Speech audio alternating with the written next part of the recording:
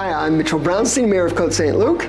My name is David Torchman. I'm running for mayor in the city of Côte St. Luc. I really want people in our city to feel safe and happy.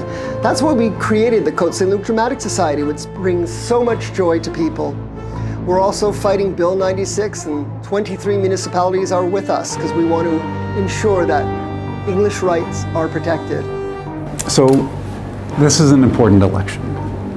Now, people have a choice. There's two candidates. Why me? It's a great question. Why you over the other candidate? So, I'm an engineer. I've worked internationally. I worked for the UN. I worked for the First Nations of Northern Quebec. I've worked for the city of Côte St. Luc. I was the Director of Public Works, Engineering and Urban Planning for the city of Côte St. Luc. I was also a councillor for the city of Côte St. Luc. You are so important to me, and you're my extended family. And I always say that because that's why I work so hard and try to do my best to create a new program or solve a problem. It makes me feel good when I know you feel good. So please go out to vote. You know, in municipal elections, less people vote. And this is the level of government that you are the closest to.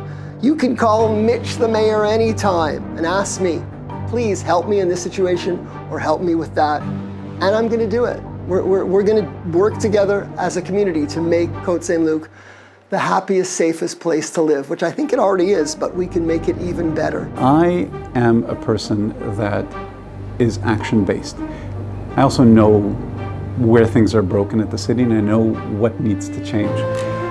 But more importantly, this is the time where the city of Côte St. Luc needs somebody with the roster of experience that I have. We have a master plan that needs to move forward. And it's been held back simply for political gain. And the mayor admitted it, that in June he was holding it back because there was an election in November. And I think that's wrong. I think we need to move things forward. Our infrastructure is clearly lacking. We are underinvesting. We're not using the right technologies. We're not using the right tools that we should have in the city. So I want to push forward on those things. And we've done things like Alex Look Place to remember a dear friend of mine.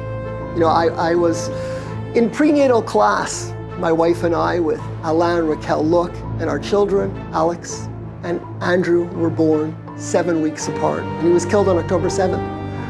And it's very close to me that they lost their child and what's happened in the Jewish community over the last 2 years.